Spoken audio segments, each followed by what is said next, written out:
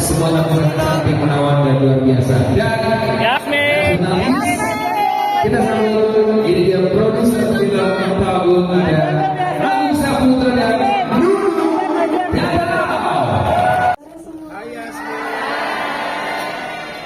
Thank you so much sudah pada hadir hari ini. Semoga tadi pada enjoy filmnya. Jujur aja kalau aku sendiri belum tonton, jadi aku bakal nonton setelah ini. Semoga tadi seram dan jangan lupa untuk di-share ke media terus ke teman-teman lainnya untuk nonton film Togut. Sekali lagi terima kasih banyak semuanya sudah hadir. Baik, mungkin sebelahnya dulu sebelum Armani, Mbak Nunu mau ditambahkan sedikit Mbak Nunu Dadau. Yang paling susah adegan apa kan? Yang paling susah adegan provokasinya ya. Pertama kali banget. Aku juga belum nonton.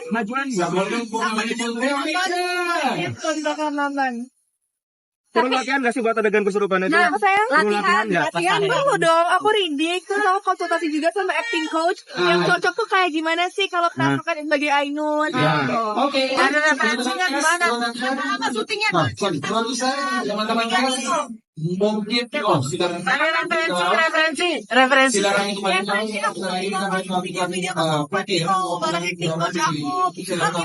Kita emang sama-sama ya yang mana yang akan menjadi inspirasi.